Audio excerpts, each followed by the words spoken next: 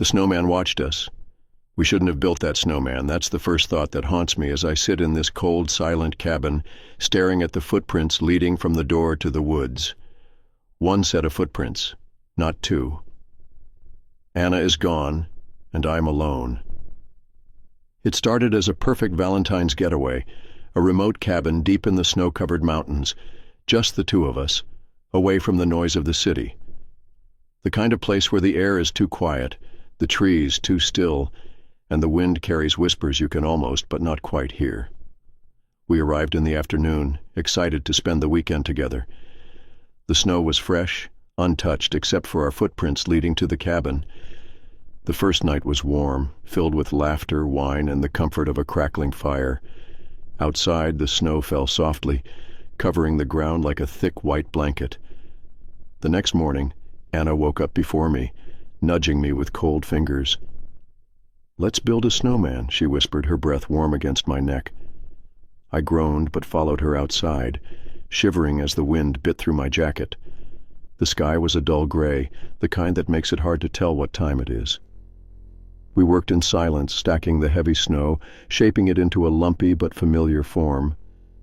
I found a few small stones to make its eyes, a crooked branch for its mouth, and Anna stuck a long, twisted twig into its face for a nose. The snowman was ugly, uneven, and unsettling. "Looks creepy," I muttered, brushing the frost off my gloves. Anna grinned. "Good. He can watch over us." That's when the feeling started. A creeping, crawling sensation at the back of my neck, like we were being watched. The wind picked up, and for a second, I swore I heard something in it, something that almost sounded like a chuckle. I turned sharply, scanning the tree line, but there was nothing, just the vast empty whiteness. That night, as we sat by the fire, I glanced out the window. The snowman stood exactly where we left it. But something was different. The eyes. I could have sworn they were looking directly at the window now. When we built it, its gaze was slightly off to the side, but now it was staring straight at us. I swallowed the unease creeping up my spine. "Hey, Anna," I said, trying to sound casual. "Did you move the snowman?" She looked up from her book, frowning. "What number?" I forced a chuckle. "Must be my imagination." Anna rolled her eyes and went back to reading, but I kept staring. The fire flickered against the glass, making shadows dance across the snow, but the snowman's black stone eyes remained fixed on the cabin, watching. I barely slept that night. I woke up to a sound outside, a soft, scraping noise like something heavy being dragged through the snow. I lay still, listening, heart pounding. The wind howled against the windows, but beneath it I swore I heard something else. A shuffling, a slow, deliberate movement. I reached over, shaking Anna awake. "Do you hear that?" I whispered. She groaned, turning over. "It's just the wind. Go back to sleep." But I couldn't. Not when I was sure, absolutely sure, the sound was coming from right outside our window. The next morning, I hesitated before looking outside. When I finally did, my breath caught in my throat. The snowman was closer. It had been at least 10 feet from the cabin yesterday.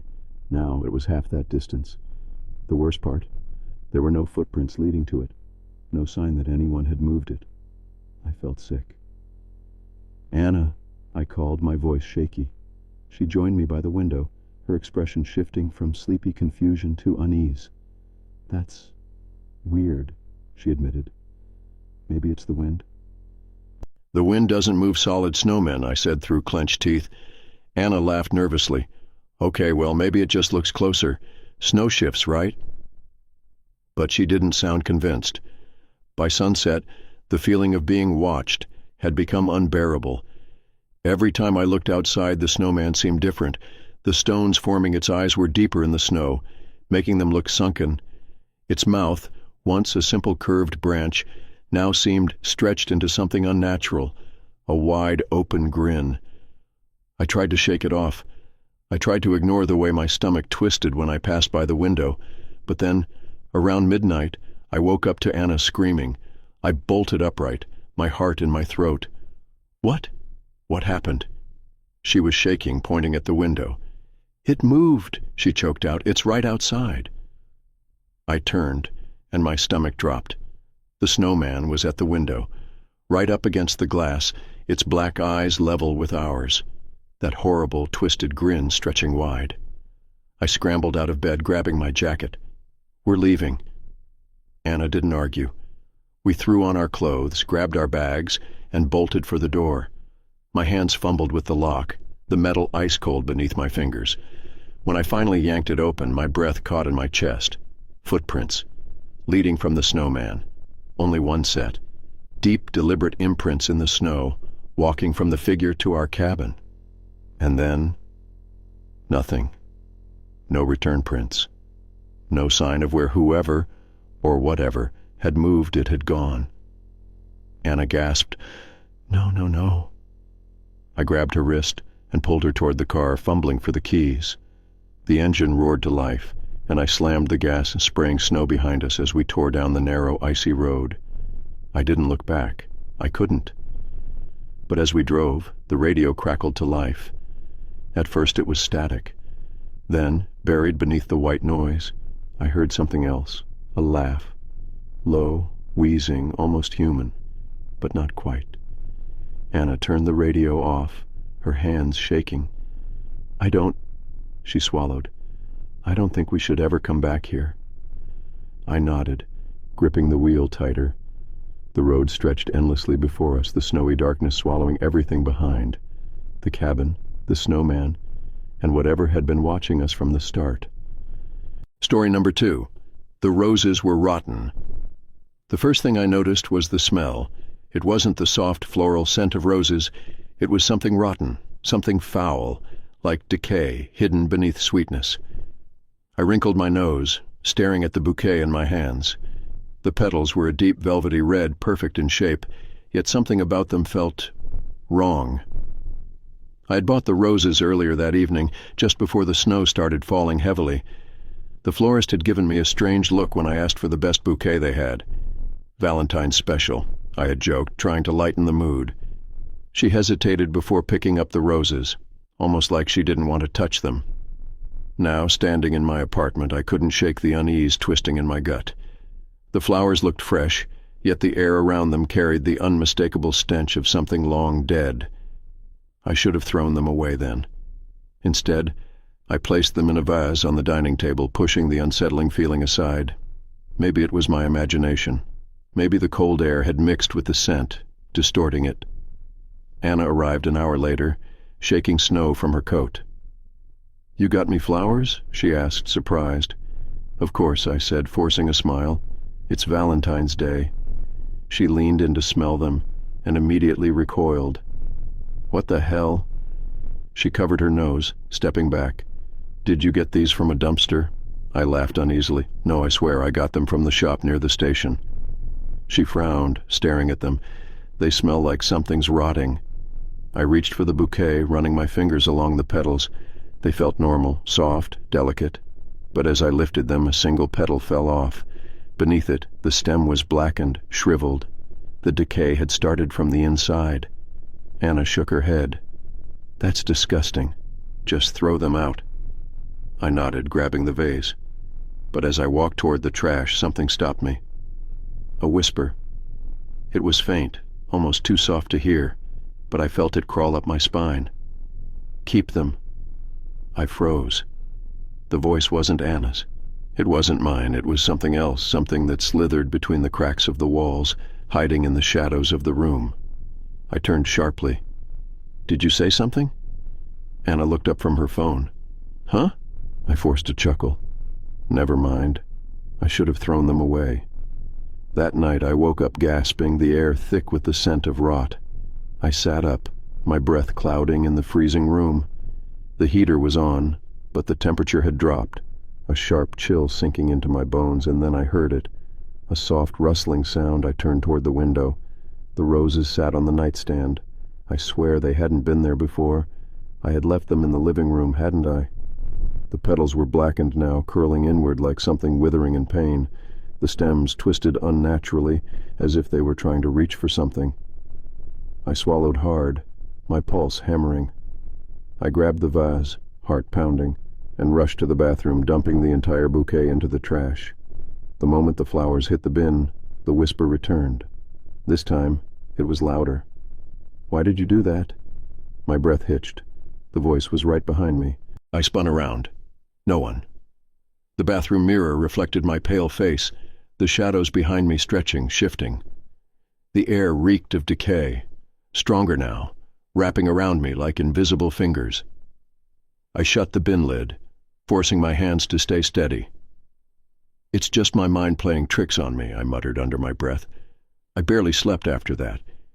Every time I closed my eyes, I felt something watching, something waiting. By morning, the smell was gone. The air felt lighter, and for a moment I convinced myself it had all been in my head, until I stepped into the kitchen. The roses were back, sitting perfectly in the vase on the dining table. Fresh, vibrant, like I had never thrown them away. I stumbled back, my chest tightening. My eyes darted to the trash can in the bathroom. I lifted the lid. Empty. No roses. No sign that I had ever thrown them away. A deep, suffocating dread settled in my gut. Hannah walked in, yawning. "Morning." She stopped mid-sentence, staring at the table. "You put them back?" she asked slowly. I shook my head. I threw them away last night." Her face paled. "Then how are they still here?" I didn't have an answer. By noon the flowers began changing again. The petals darkened, curling inward, the scent of rot creeping back into the apartment. The air felt heavier, like something unseen was pressing down on us. Then came the knocks. Soft at first, a gentle tap-tap-tap against the front door. I hesitated before moving closer, my heartbeat hammering in my ears. Through the peephole, the hallway was empty. Another knock. This time from behind me. I spun around. The sound had come from the window. Outside, the snow was falling in thick, silent waves, and in the reflection of the glass just behind me, a shadow. Tall, twisted, its head cocked at an unnatural angle. I turned fast. But there was nothing there, just the flowers, the blackened, decayed roses sitting quietly in the vase. Anna grabbed her coat. "We need to leave," she whispered. I nodded. But as we reached the door, it wouldn't budge. The lock twisted, the handle refusing to turn. It was as if something was holding it shut. The lights flickered. The air turned suffocatingly cold. And then, the whisper. "Stay!" Anna screamed as the roses exploded into blackened petals, scattering across the floor like dead insects. The walls creaked, the windows rattled, and that horrible, rotting stench filled the room. I didn't think. I grabbed the vase and hurled it against the wall. Glass shattered, the remaining stems falling limp. The moment they hit the ground, the room fell silent. The door unlocked. We didn't look back. We ran, bolting into the freezing winter night, snow crunching beneath our feet as we fled. By the time we reached the street, the apartment lights flickered one last time, then went dark. We never went back. A week later, I got a call from the florist. Her voice was hesitant, almost afraid. "Sir, about the roses you bought. I don't know how to say this, but we never sold you those." My stomach dropped. "What?" She cleared her throat, sounding uneasy. "The bouquet you described, it's identical to one a woman bought a year ago. She was supposed to meet her fiancé for Valentine's dinner, but she never made it. They found her. Murdered. The only thing left untouched in her apartment were the roses, and ever since then, they keep showing up, looking for someone else." I hung up without another word, but every year, on Valentine's Day, I still smell it. The roses, the scent of something dead, something waiting. Story number 3. Our reflection didn't match. I should have noticed it earlier. The way her reflection moved a little too slowly. The way her lips curled into a smile a fraction of a second later than they should have. The way, even in the soft glow of the restaurant candlelight, something in the glass seemed off. But I didn't notice. Not at first. It was Valentine's night. and the world outside was swallowed in thick snow. The roads were empty, the wind howling like a distant voice in the dark. Inside the restaurant, the warmth of the dim lights and the soft murmur of conversation created a false sense of comfort. Anna sat across from me, her fingers tracing lazy circles on the rim of her wine glass. She looked beautiful, exactly as she always did. But something was wrong. It started subtly. A shift in the air, a strange tension that made the hairs on my arms stand on end. I wasn't sure why, but the longer I looked at her, the more uneasy I felt. Her eyes seemed darker, deeper, like they were pulling me in. Then I saw it. Over her shoulder, just behind her, was a massive mirror spanning the restaurant wall. It reflected everything: the candlelit tables, the golden glow of the chandelier, the waiters moving between guests, and us. Or at least, what should have been us. But our reflection didn't match. I blinked, my stomach twisting. Anna was lifting her wine glass, bringing it to her lips, but in the mirror, her reflection wasn't drinking. It was staring at me. I froze. For a second I thought I imagined it. But as she set her glass down, I saw it again.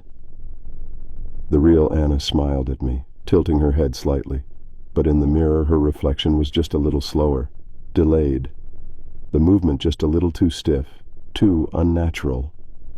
I tried to steady my breathing, forcing a chuckle. "You okay?" I asked, my voice sounding thinner than I intended. She frowned. "Of course. Why?" I didn't answer. My fingers clenched around my fork. I forced myself to look at my own reflection. It was normal, perfectly in sync.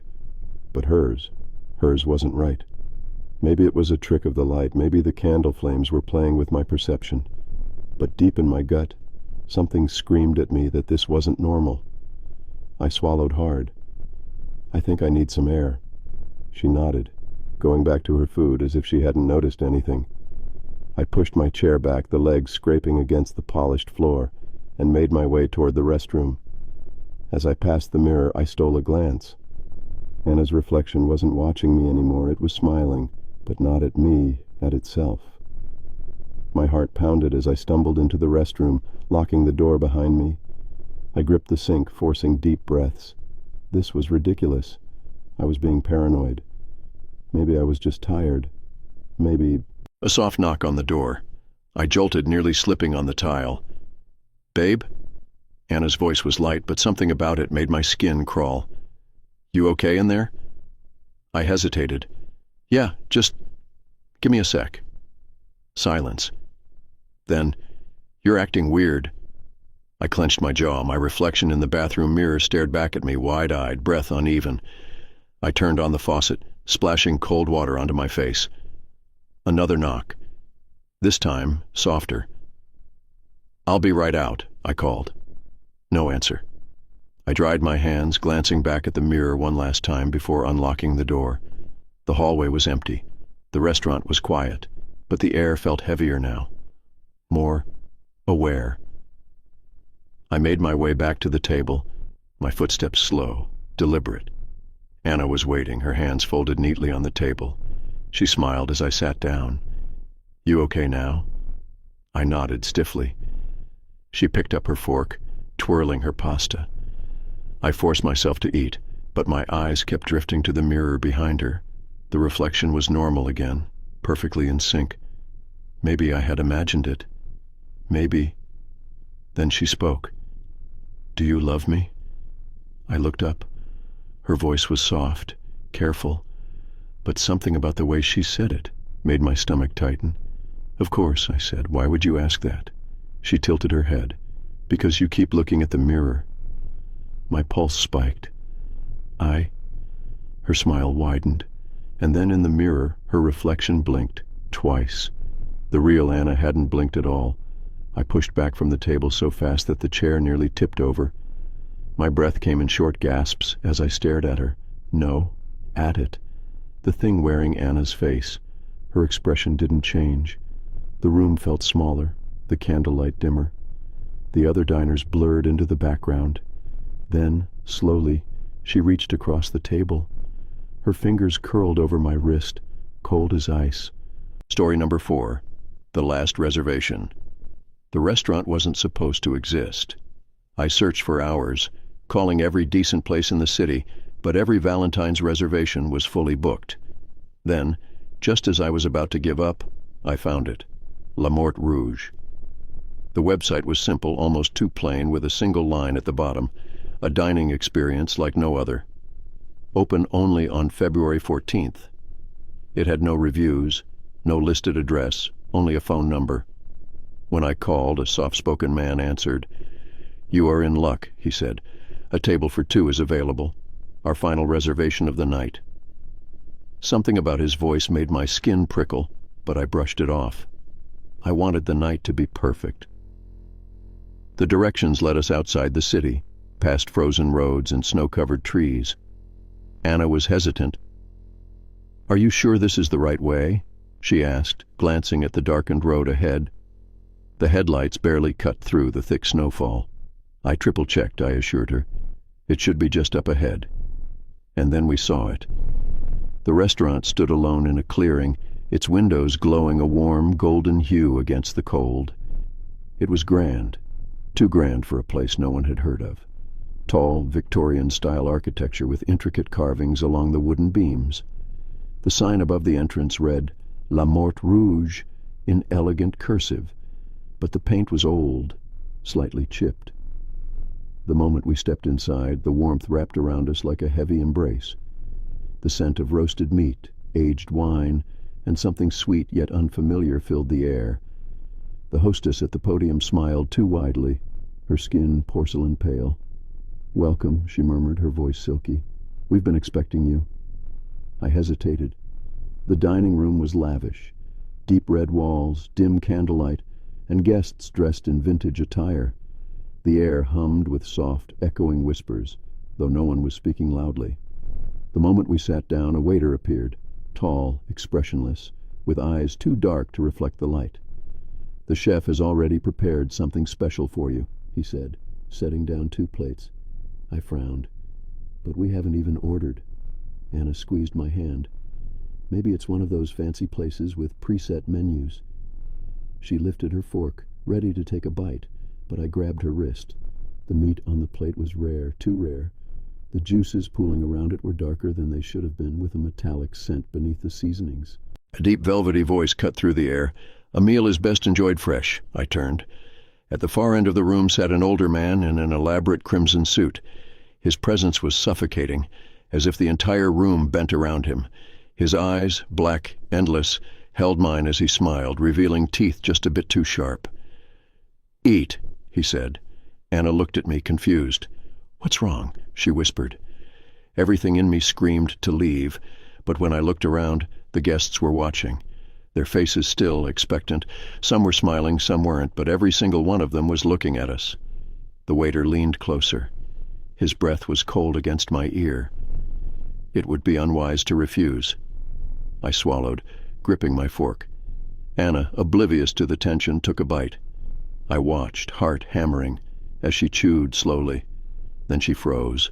Her eyes widened. She dropped her fork. Her hands trembled. I grabbed her arm.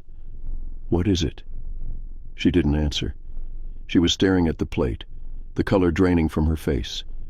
I followed her gaze, and my stomach twisted. The meat was no longer cooked. It was raw, pulsing, like it was still alive. My breath hitched. I pushed my chair back, grabbing Anna's hand. "We're leaving." The room fell silent. The whispers stopped. The man in the crimson suit exhaled slowly, disappointment darkening his face. "That is unfortunate." The guests began to rise, their movements unnervingly slow. The candlelight flickered, shadows stretching unnaturally across the floor. The waiter, still standing beside me, smiled for the first time. His lips peeled back too far, exposing rows of uneven teeth. Anna clutched my arm. "We need to go," she whispered, barely audible. I didn't wait. I grabbed her wrist and bolted toward the door. But the entrance was gone. The grand wooden doors we had walked through were no longer there. In their place was only a wall, deep red like the rest of the room, as if the exit had never existed. My chest tightened. Number no, no, no. The guests were stepping closer. Their faces were shifting, their skin darkening, stretching, becoming something inhuman. Their whispers returned, louder now, crawling into my skull. Anna was shaking, gripping my arm so tightly it hurt. "What do we do?" The man in the crimson suit stood. His presence filled the entire room, pressing against us like an unbearable weight. "You made a reservation," he murmured, his voice dripping with amusement, "and we do not waste food." A sickening realization hit me. We weren't here to eat. We were the meal. Anna screamed as the walls pulsed like a living thing, the candle flames flickering wildly. The guests' mouths unhinged, their teeth jagged, faces warping into something monstrous. I didn't think. I just ran. Dragging Anna with me, I lunged toward the kitchen doors. The moment we burst through, the warmth disappeared. The air was freezing, the floor slick with something wet. It wasn't a kitchen, it was a slaughterhouse. Hooks lined the ceiling, dripping with fresh crimson. The smell of raw flesh was suffocating. And in the center of the room, bodies hung like meat. Some were still twitching. Anna gagged, stumbling back. "This isn't real. This can't be real." A guttural voice echoed behind us. "You shouldn't have come." We spun around. A figure stood in the doorway, taller than any human should be. Its face was stretched, grinning, its eyes hollow pits. It took a step forward. I grabbed a knife from the counter, the handle slick with something warm. My heart pounded. The walls groaned, the air thickened, the thing lunged. I swung wildly, the blade sinking into flesh. A shriek tore through the air. Anna yanked me toward another door, and we stumbled through, falling. And then suddenly we were outside. The restaurant was gone. We lay in the snow, panting, the cold burning our skin. The road stretched before us, empty, silent, no building, no lights, just the endless dark woods behind us. Anna clutched my arm. "It was real," she whispered, voice shaking. "It was all real." I couldn't speak. My fingers were still wrapped around the knife handle, but it was clean. No blood, no proof of what had happened. A breeze stirred the snow, and for a moment I swore I heard it, soft, distant whispers. The kind that wait, the kind that know, because La Morte Rouge only opens one night a year, and its last reservation is never meant to leave. Story number 5. The Voice in the Blizzard. The first time I heard the voice, I thought it was the wind. The blizzard had swallowed everything, the road, the sky, even the headlights of my car. Anna sat beside me, fingers digging into her coat, her breath fogging up the windshield. The snow was coming down so fast that the wipers struggled to keep up, and the GPS had given up miles ago. I clenched the wheel, my knuckles white. We should have stayed at the motel. Anna exhaled sharply. We were 15 minutes away. How were we supposed to know the storm would hit this hard? She was right, but it didn't make me feel any better. The cabin rental had promised a romantic, secluded getaway, a perfect Valentine's retreat. Now we were lost in a snowstorm with no cell signal, no road signs, and barely any visibility. The trees lining the road were just vague shadows, barely distinguishable from the night itself. And then I heard it. A voice, faint, buried in the howling wind. "Help me." I stiffened. My eyes darted to Anna, but she was staring at the road, oblivious. There it was again. "Please, help me." I swallowed, tightening my grip on the wheel. The voice was close, too close. It wasn't coming from outside. It was inside the car. A shiver crawled up my spine. "Did you hear that?" I asked, trying to keep my voice steady. Anna frowned. "Hear what?" The voice whispered again, right in my ear. "Stop the car." I slammed the brakes. The tires skidded on the ice, the car fishtailing before coming to a jerking halt. Anna yelped, gripping the dashboard. "What the hell, Mark?" My chest rose and fell rapidly. I thought I heard someone." Anna scanned the road. Nothing but white. No signs of movement. No footprints in the thick snow. Just the endless void of the storm. "There's no one out there," she said, her voice uneasy. But I wasn't looking outside. I was looking in the rearview mirror. A shape sat in the back seat. My throat closed. For a second I couldn't breathe. It was faint, barely there, but unmistakable. A shadowy outline, no features, no eyes, just a presence. I turned sharply, heart hammering. The back seat was empty. A gust of wind rocked the car, and Anna shivered. "Mark, we need to keep moving. We can't stay here." I nodded stiffly, forcing my hands back onto the wheel. The tires crunched forward, the road disappearing beneath us again. But my eyes kept flicking to the mirror. The shadow was gone, but something told me it hadn't left. The voice returned minutes later. This time Anna heard it too. "Turn left." She jerked upright. "Did you hear that?" I nodded, my stomach twisting. "I heard it earlier. I thought I was imagining things." The voice whispered again, soft, insistent. "Turn left." "There's no left," I muttered. "It's just trees." And yet, there it was. A narrow opening between the trees, barely wide enough for the car. It hadn't been there moments ago. Anna grabbed my arm. "Don't. That wasn't there before." The temperature inside the car plummeted. The windshield fogged up instantly, ice creeping along the edges of the glass. The voice was no longer a whisper. It was right behind me. "Turn left, Mark." I slammed the gas pedal. The car lurched forward past the opening, back onto the barely visible road. The moment we passed it, the storm seemed to intensify, the wind shrieking like something furious. Anna was shaking. What the hell was that? I didn't answer. I couldn't.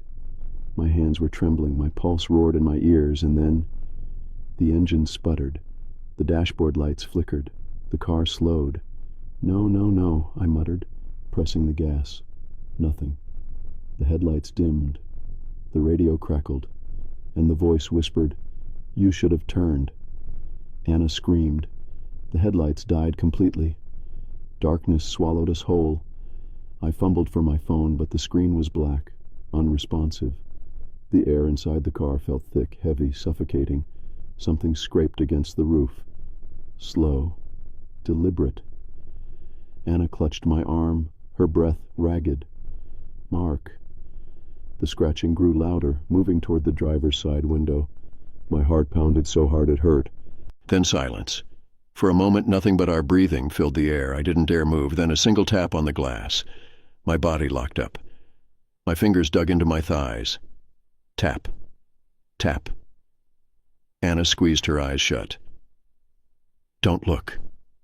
The voice was inches from my ear. "Look at me." Every nerve in my body screamed no, but I did. The window was frosted over, but behind the ice, a face pressed against the glass. No eyes, no mouth. Just a hollow, twisted thing, its head tilted at an unnatural angle. It grinned. The car shook violently. Anna sobbed, gripping me so tight it felt like she'd break my arm. The thing outside whispered, "You should have turned." The back door handle rattled. I moved without thinking. I reached for the key, twisting it desperately. The engine coughed, sputtered, and roared to life. The headlights flared, cutting through the darkness. The windshield cleared in an instant. The blizzard was gone. The thing at the window was gone. I didn't question it. I hit the gas, the tires spinning before catching traction. The car surged forward. Neither of us spoke. Not when we found the cabin. Not when we bolted inside, locking every door. It wasn't until hours later, when the fire was roaring and the storm had passed, that Anna finally whispered, "It wanted us to turn." I stared into the flames, my hands still trembling. "I think it was leading us somewhere," she continued, "but why?" I didn't answer because I didn't want to tell her the truth. I'd seen something in the mirror before the headlights came back on. A road, the left turn. It didn't lead into the woods. It led straight down, into nothing. If we had turned, we would have driven off a cliff. Something had tried to kill us. But something else, something just as terrifying, had saved us. And I didn't know which one would come back first. Story number 6. The Candlelit Cabin. The cabin was already warm when we arrived. That was the first sign that something was wrong. Anna and I had been driving for hours through the endless snow, the road winding deeper into the frozen forest. The cabin rental had promised a secluded getaway. No neighbors, no distractions, just us and the silence of the mountains. But as we pulled up, headlights illuminating the wooden structure, something felt off. Through the window, a golden glow flickered. The fireplace is already lit? Anna frowned, pulling her coat tighter around her. Did the owner say anything about prepping the place before we arrived? I shook my head, gripping the steering wheel a little tighter. Number, they just said the key would be under the mat. We stepped out, our boots crunching against the snow. The air was thick, heavy with the scent of burning wood, but there was something else beneath it, something sweeter, like flowers long past their prime. I lifted the welcome mat, finding the key exactly where it was supposed to be, but when I unlocked the door and pushed it open, the heat that rushed out was almost suffocating. Inside, the cabin was perfect, too perfect. The fire crackled warmly in the stone hearth. A bottle of wine sat open on the table, and 2 glasses were already poured. Candlelight danced across the wooden walls, casting shifting shadows. Anna hesitated in the doorway. "Are you sure no one's here?" I stepped inside, scanning the room. Everything looked untouched, pristine, but there was something deeply unsettling about walking into a space that should have been cold and dark, yet was waiting for us like an unfinished story. I forced a chuckle. Maybe it's just good hospitality. Anna didn't laugh. We locked the door behind us, trying to shake the unease. The cabin was small, just a single open space with a bedroom loft overhead. Cozy, quaint. But as we settled in, the feeling of being watched never left. It started with small things. The way the flames in the fireplace flickered, even when there was no draft. The way the wine bottle never seemed to empty, no matter how much we drank. The way the candles never burned down. Then, the whispering started. I heard it first. A faint murmur, just on the edge of hearing, like someone speaking behind a closed door. I turned sharply, scanning the room, but Anna was curled up on the couch, scrolling through her phone. "You hear that?" I asked.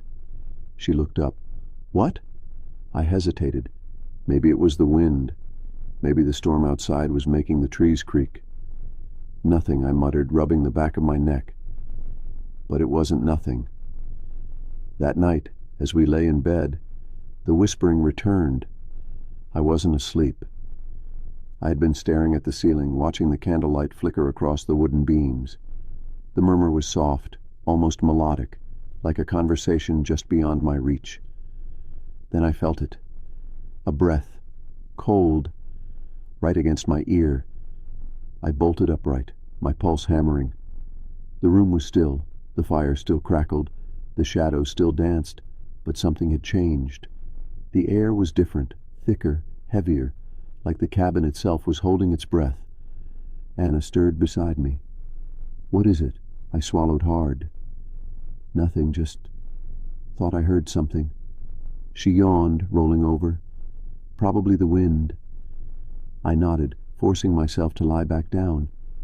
But as I closed my eyes, I felt it again. The sensation of someone standing right next to the bed, watching. By morning, the atmosphere in the cabin had shifted. The air felt stale, the warmth of the fire no longer comforting, but oppressive. The candles were still burning, even though neither of us had relit them.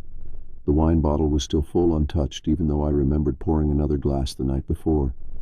Then Anna found the note.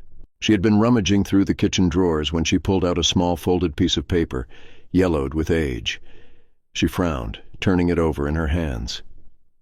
"There's writing on it," she murmured. I leaned in as she unfolded it. The words were scrawled in shaky handwriting, barely legible. "If you find this, you're not alone. Do not stay past midnight. Do not let the candles go out. Do not look at her." My blood ran cold. "What the hell?" I started, but Anna dropped the paper, her face draining of color. "The mirror," she whispered. I turned. The cabin only had one mirror, an old, dusty thing hanging by the bathroom door. It had been fogged over when we arrived, the glass streaked with age. But now there was something in it. A shape. A woman, standing just behind us. I spun around, heart pounding. The room was empty, but in the reflection, she was still there, tall, hollow-eyed, her mouth stretched too wide, her head tilting unnaturally, and she was watching us. The whispering grew louder. Anna gasped, stumbling back. "We need to go, now." I didn't argue. We grabbed our coats, moving toward the door, and the fire went out. Instantly the warmth vanished. The air turned ice-cold, the candles flickered violently, and the whispering rose to a deafening hum, voices overlapping, pressing against my skull. The cabin door wouldn't open. I yanked the handle, panic setting in. The walls seemed closer now, the shadows stretching toward us. Behind us the mirror cracked. Anna screamed. The reflection of the woman was gone. And then a whisper, right in my ear. "You stayed too long." The candles went out. Darkness swallowed us whole. I don't remember how we got out. One moment, we were trapped. The next, we were outside, stumbling through the snow, the cabin a dark silhouette behind us.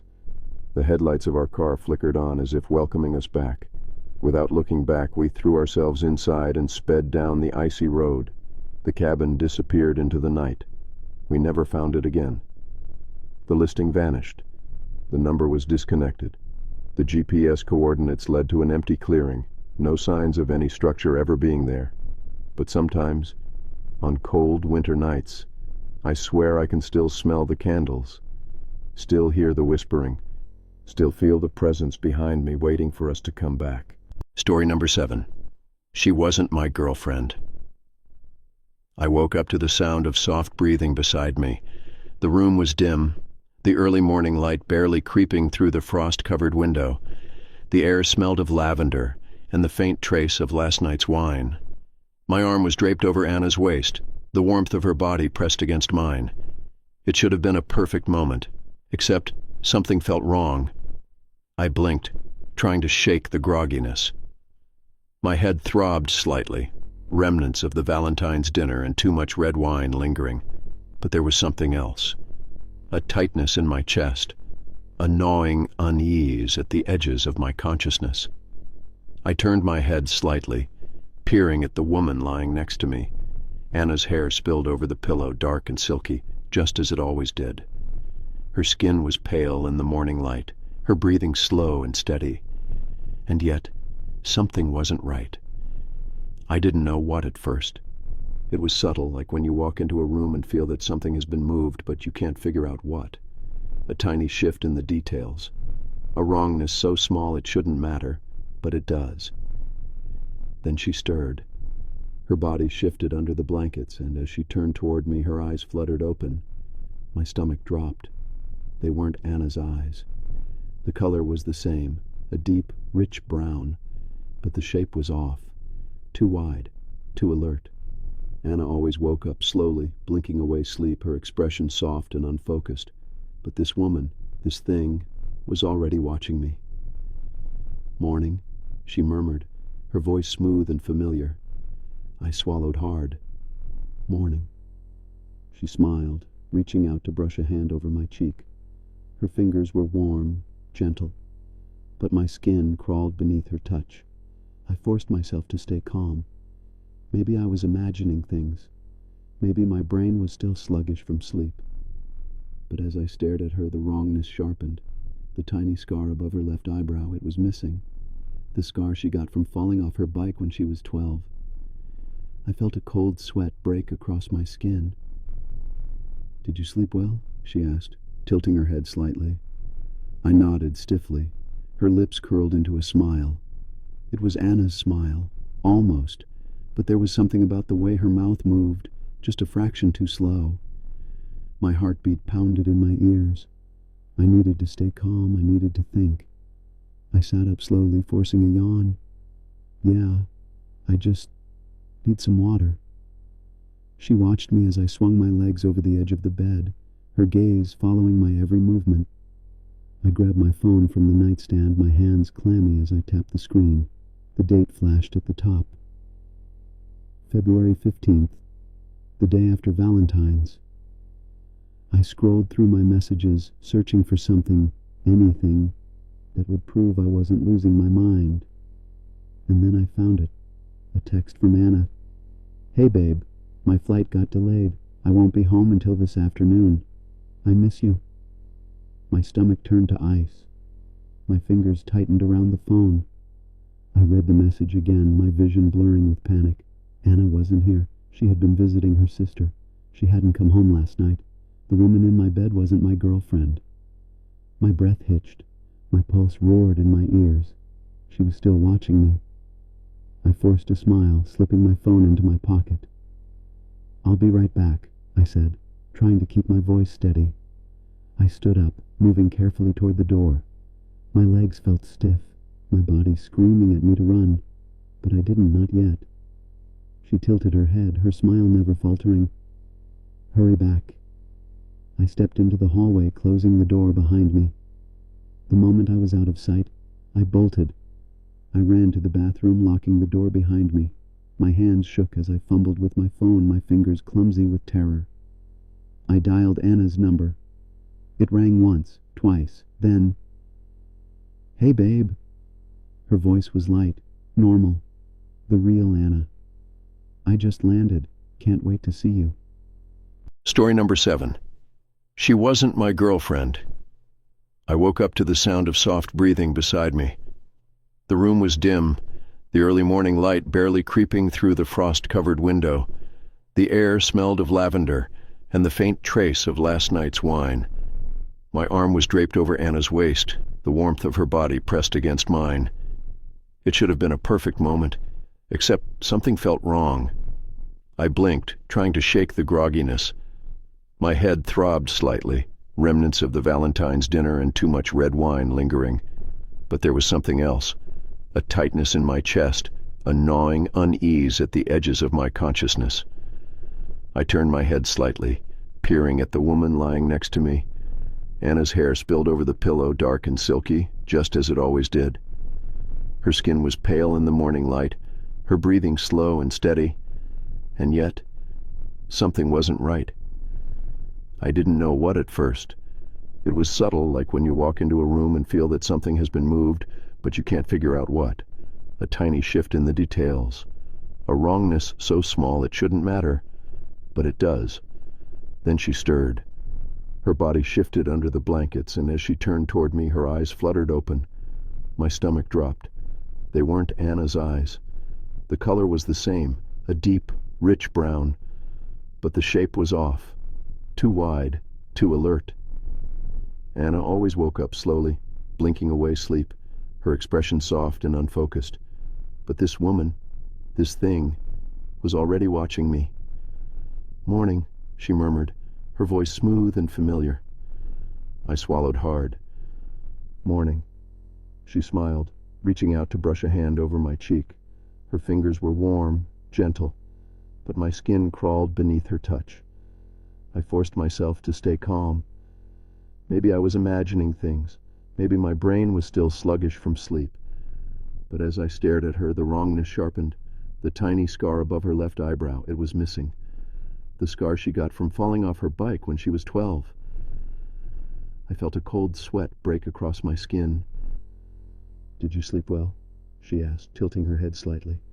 I nodded stiffly. Her lips curled into a smile. It was Anna's smile. Almost. But there was something about the way her mouth moved, just a fraction too slow. My heartbeat pounded in my ears. I needed to stay calm. I needed to think. I sat up slowly, forcing a yawn. "Yeah, I just need some water." She watched me as I swung my legs over the edge of the bed, her gaze following my every movement. I grabbed my phone from the nightstand, my hands clammy as I tapped the screen. The date flashed at the top, February 15th, the day after Valentine's. I scrolled through my messages, searching for something, anything, that would prove I wasn't losing my mind. And then I found it. A text from Anna. "Hey babe, my flight got delayed. I won't be home until this afternoon. I miss you." My stomach turned to ice. My fingers tightened around the phone. I read the message again, my vision blurring with panic. Anna wasn't here. She had been visiting her sister. She hadn't come home last night. The woman in my bed wasn't my girlfriend. My breath hitched. My pulse roared in my ears. She was still watching me. I forced a smile, slipping my phone into my pocket. "I'll be right back," I said, trying to keep my voice steady. I stood up, moving carefully toward the door. My legs felt stiff, my body screaming at me to run. But I didn't. Not yet. She tilted her head, her smile never faltering. "Hurry back." I stepped into the hallway, closing the door behind me. The moment I was out of sight, I bolted. I ran to the bathroom, locking the door behind me. My hands shook as I fumbled with my phone, my fingers clumsy with terror. I dialed Anna's number. It rang once, twice. Then, "Hey, babe." Her voice was light, normal. The real Anna. "I just landed. Can't wait to see you." My throat tightened. My voice came out hoarse. "Anna." She paused. "You okay? You sound weird." I gripped the sink, my knuckles turning white. "Where are you?" "At the airport. I'm about to grab a cab. Why?" My breath came fast and uneven. I squeezed my eyes shut. "Anna." My voice shook. "There's someone in our bed." Silence. Then a sharp inhale. "What?" "She looks like you," I whispered. "She sounds like you, but she's not you." A long, heavy pause. Then Anna's voice dropped, barely audible. "Get out of the house, now." I swallowed hard. "I don't think I can." The doorknob rattled. I froze. A soft knock followed. "Babe." Her voice was sweet, laced with concern. "Are you okay?" I backed away from the door, my heart hammering against my ribs. "Come back to bed," she coaxed. "You're acting weird." My hand shook as I reached for the window. It was locked. I fumbled with the latch, my breath coming in quick, panicked gasps. The knocking stopped. A long silence. Then, "I know you're scared." My blood ran cold. I turned slowly, my back pressed against the wall. The door was still closed, but her voice, it wasn't coming from the hallway anymore. It was coming from inside the bathroom. I spun toward the mirror, and there she was, standing behind me. Her face was wrong, too smooth, too perfect, like a porcelain doll trying to mimic human skin. Her smile was wider now, stretching too far. Her eyes, dark and bottomless, locked onto mine. I couldn't breathe. She reached forward. Her reflection moved, but I didn't. The bathroom door burst open. Anna's real voice shouted my name. The thing in the mirror twisted violently, its face warping into something hollow, something inhuman, before the glass shattered, sending shards flying. And then she was gone. Anna grabbed me, her hands ice cold. "Are you okay?" I was shaking. My pulse was erratic. My mouth opened, but no words came out. I turned back to the mirror. Cracks spiderwebbed across the glass, distorting my reflection. But I was alone. No shadow, no smile, just me. Anna led me out of the house, her grip tight, as if she thought I might disappear. We never spoke about it after that. We moved, changed numbers, got rid of every mirror in the new place. But sometimes, late at night, when I glance at a dark window or catch my reflection in a screen, I swear I see her, smiling, waiting. Story number 8. The love letter that arrived too late. The letter arrived on Valentine's morning. I found it in my mailbox, buried between bills and flyers, a small, cream-colored envelope with my name written in familiar, looping handwriting. The moment I saw it, my hands went cold. My breath hitched in my throat. It was impossible. The letter was from Daniel. Daniel, who had died exactly 1 year ago. I stood there, the wind cutting through my coat, the world suddenly too silent. Snowflakes drifted down in slow spirals, the weight of the moment pressing into my chest. My fingers trembled as I turned the envelope over. There was no return address, just my name, written in his handwriting, the same handwriting I had memorized from years of love notes, birthday cards, and silly little messages he'd leave in my notebooks. I swallowed hard. This had to be a mistake, a cruel joke, someone playing with me. But deep down, I knew it wasn't. I carried the letter inside, my footsteps echoing in the empty apartment. The heater hummed, filling the space with warmth, but I still felt frozen. For a long moment, I just stared at the envelope. My mind replayed that night a year ago. The accident, the flashing red and blue lights, the way his hand had slipped from mine in that hospital room, the heart monitor flatlining. The pain had settled into me like a second heartbeat, constant and dull. And now, here it was, a message from him. I inhaled sharply and tore the envelope open. The paper inside was yellowed, aged in a way that didn't make sense. The ink had bled slightly, as if it had been wet once. But the words, his words, were still clear. My love, I know this letter will reach you late, but I need you to hear me. I never wanted to leave you. Not like this. Not so soon. But I need you to know I'm still here. Please don't cry when you read this. Don't be afraid. I have tried to reach you so many times, but the space between us is not what it used to be. It's thin, and it's getting thinner. Tonight, on Valentine's night, I need you to do one thing. Leave the lights on, no matter what happens, no matter what you hear. Do not turn them off. I love you, always. Daniel. A lump formed in my throat. My hands gripped the paper so tightly the edges curled. This wasn't real. It couldn't be. But my entire body screamed otherwise. I read the letter again and again. I traced his handwriting, memorized the ink strokes, the way he signed his name. It was him. It had to be. The day passed in a blur. I couldn't focus, couldn't eat. The weight of the letter sat in my chest like a stone, and as night fell, I found myself doing exactly what it said. I left every light on. Every lamp, every overhead bulb, even the tiny nightlight in the hallway. The apartment glowed unnaturally, every shadow banished. And then, at exactly midnight, the knocking started. It was soft at first. 3 slow, deliberate knocks on my front door. I sat frozen on the couch, my heart hammering. Then, 3 more knocks. The letter lay open beside me, Daniel's words burning into my brain. Do not turn the lights off. I swallowed, forcing myself to stand. My legs felt unsteady as I moved toward the door. Another knock. I pressed my eye to the peephole. There was nothing there.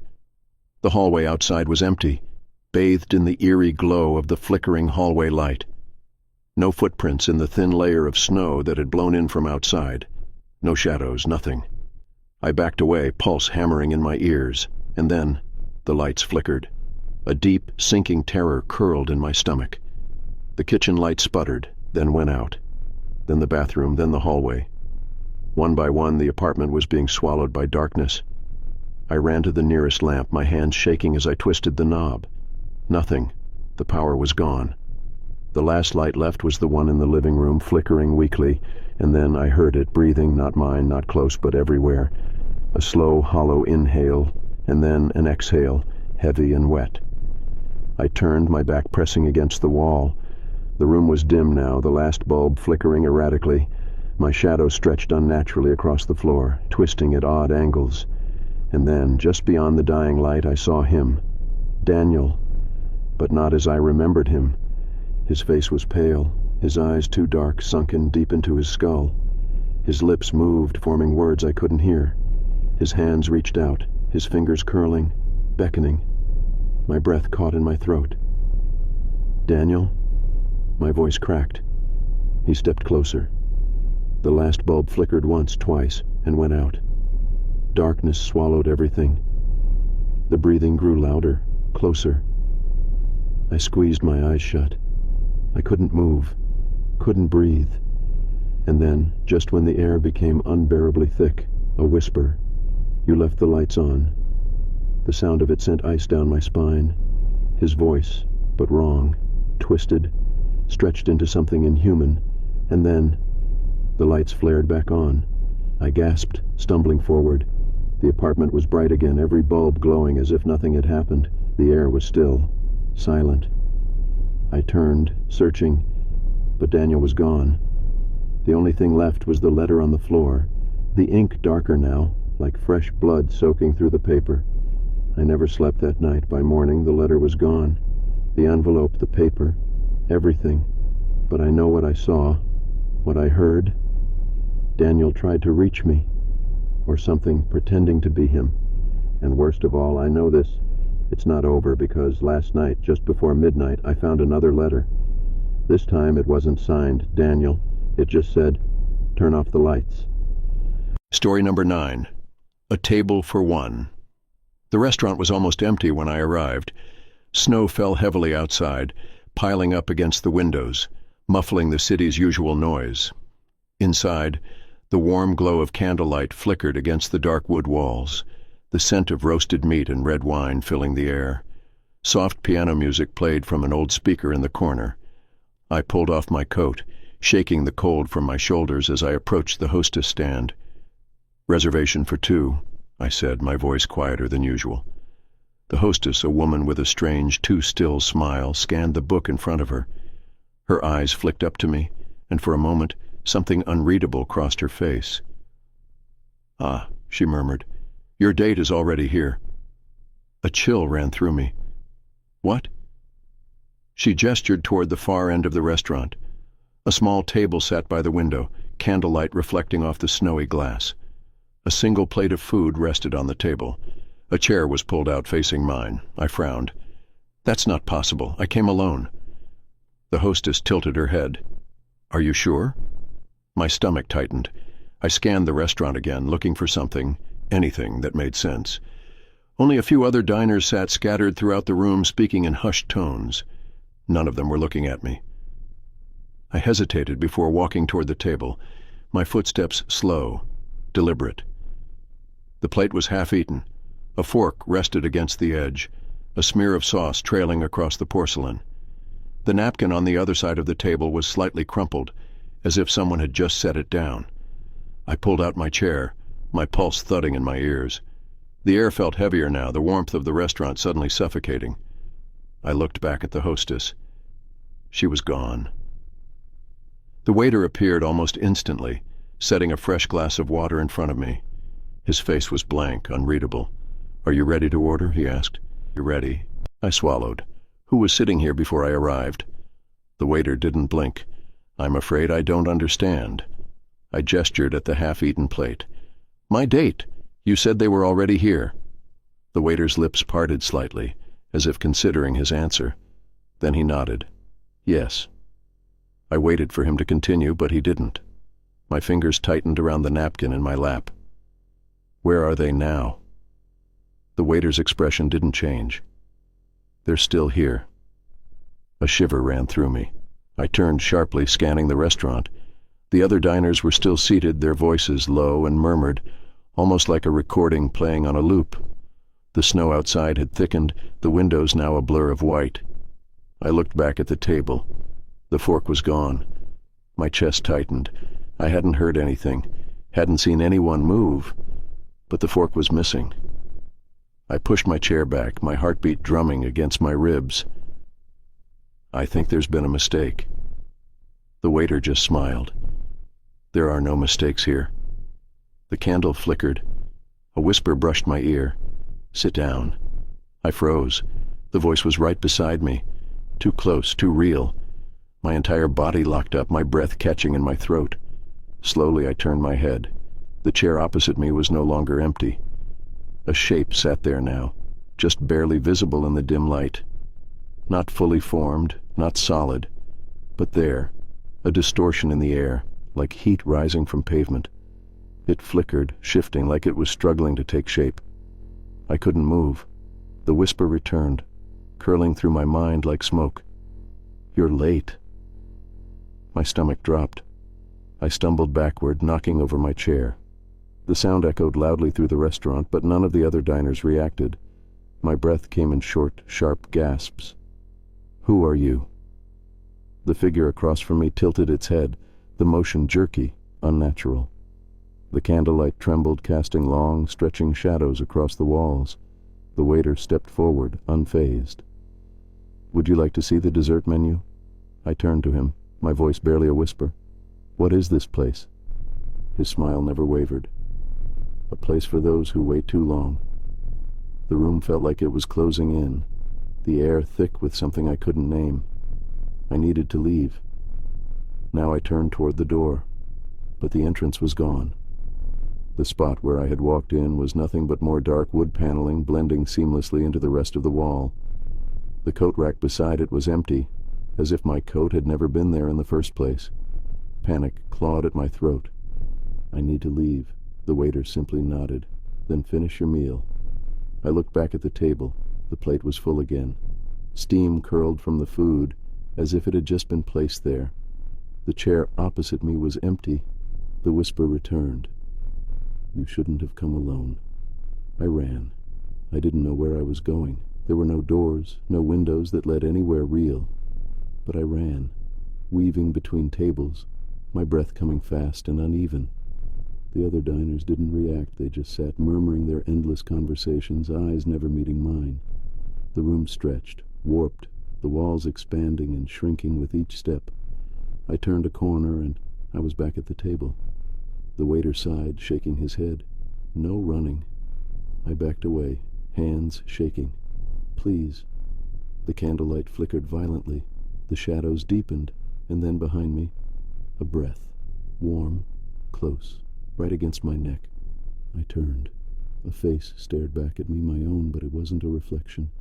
It was me, sitting in the chair I had abandoned, staring up at myself with dark, hollow eyes. My mouth curled into a slow, knowing smile. The whisper came again, curling around my mind, seeping into my bones. "Sit down." My legs buckled.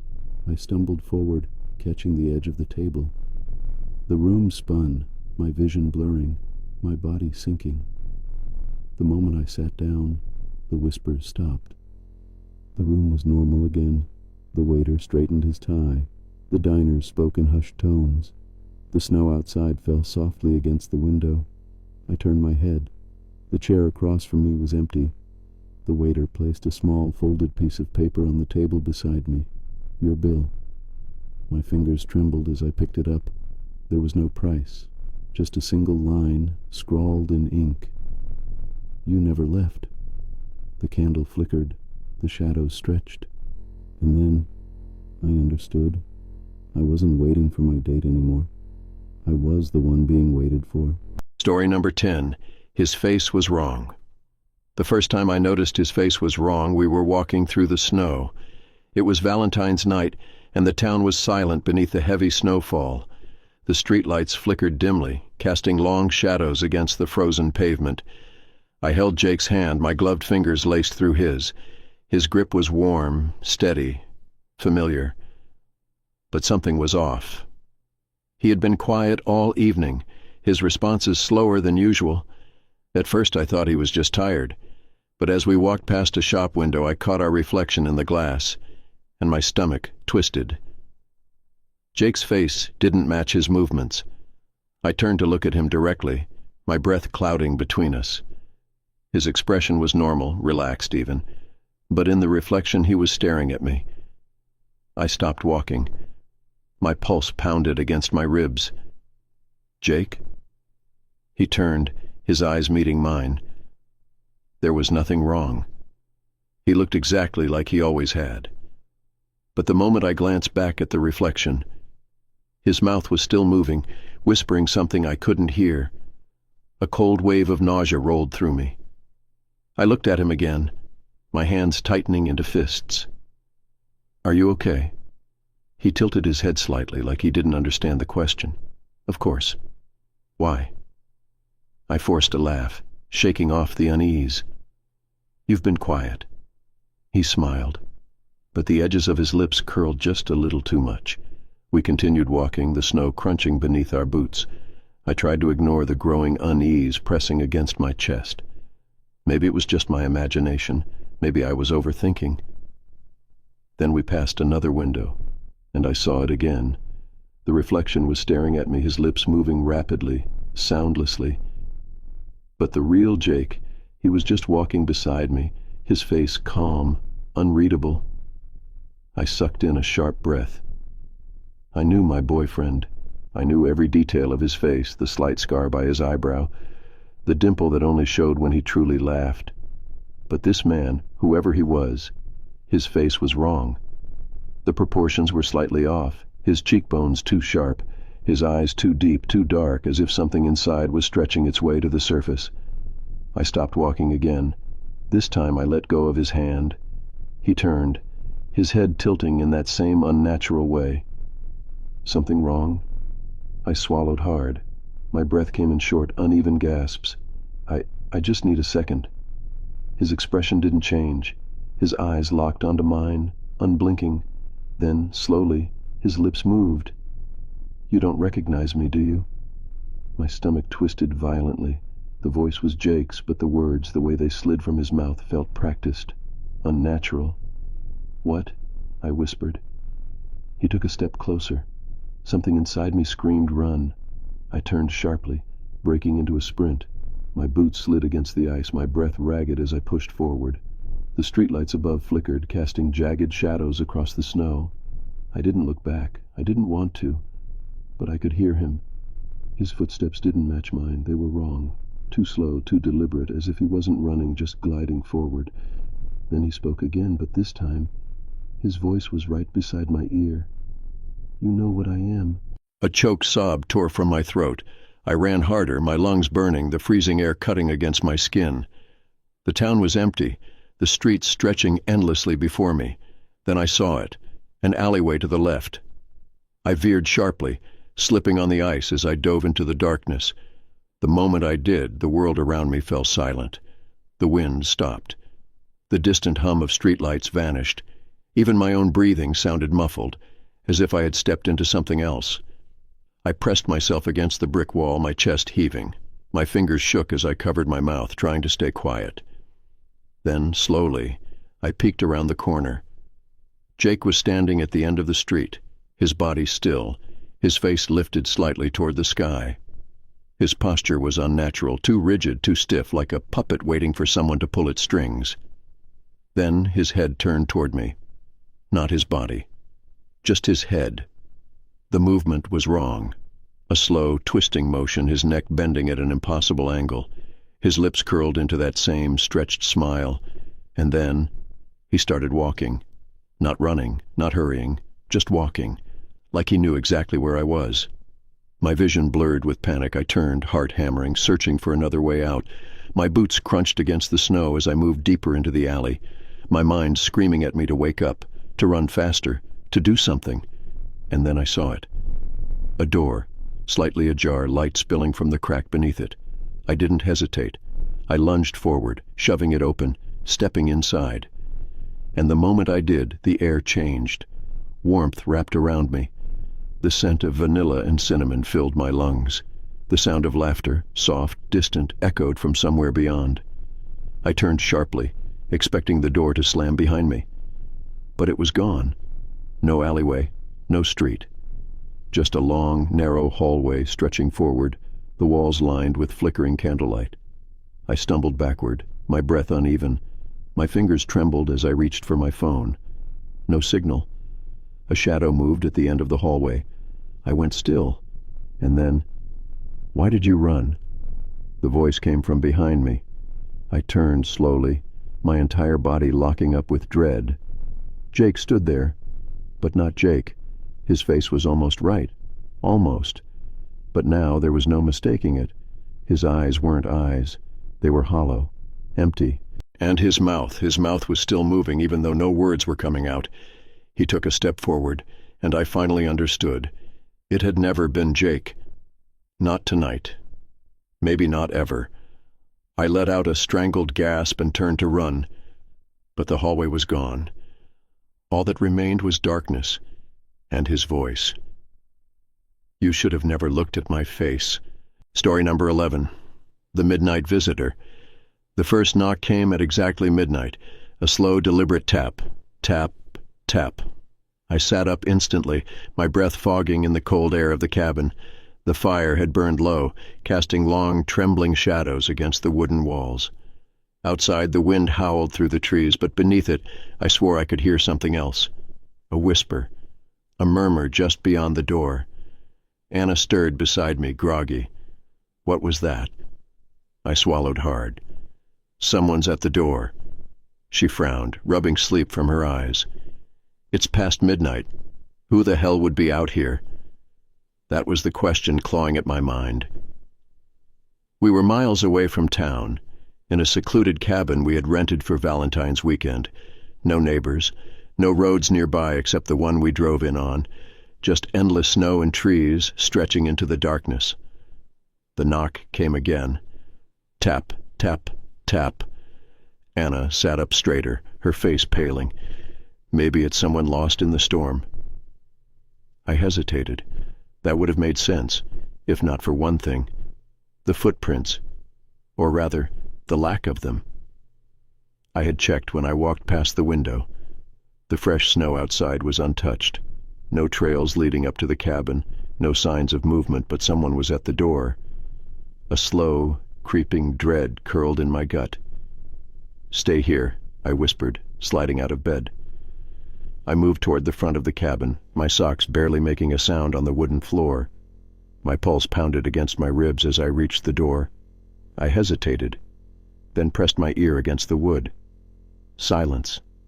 Then a whisper, so faint I almost didn't hear it. "Let me in." My skin prickled with ice. The voice wasn't desperate, it wasn't pleading, it was expectant. Like whoever was on the other side knew I was listening, knew I was hesitating. Every instinct screamed at me not to open the door. I glanced toward the window, my breath shallow. The snow was still untouched. No footprints, no sign of life. Another whisper. "I know you're awake."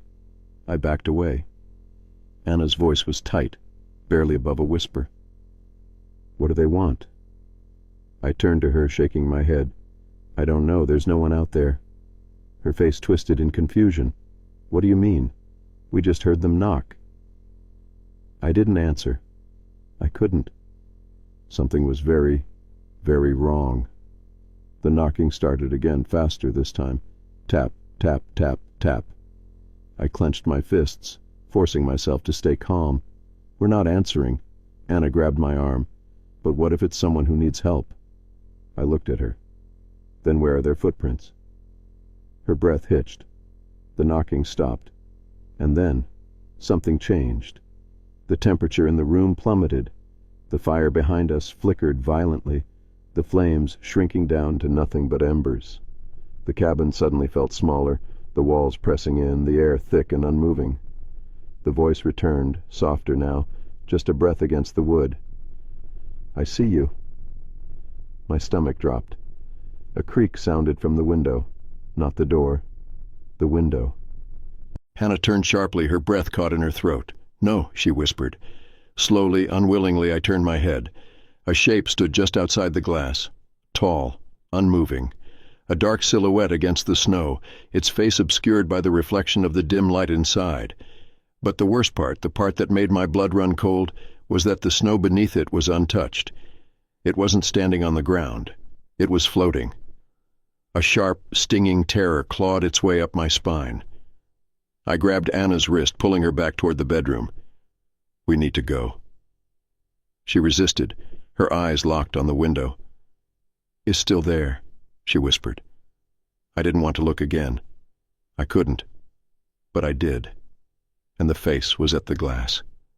Not pressed against it, not leaning in. Just there. Close. Too close. It didn't have eyes. Just black, hollow voids where they should have been. Its mouth was slightly open, like it was whispering, but no sound came out. And then it smiled. A slow, stretching grin that didn't belong on any human face. Anna let out a choked sob, her body trembling. I grabbed the closest thing I could, a heavy lamp from the nightstand, and hurled it at the window. The glass shattered. A blast of freezing wind roared into the cabin, knocking over furniture, sending embers from the fireplace swirling through the air. The moment the window broke, the figure vanished. Just gone. The silence that followed was deafening. Anna clutched my arm. "What the hell was that?" I shook my head, my breath ragged. "I don't know." We didn't sleep.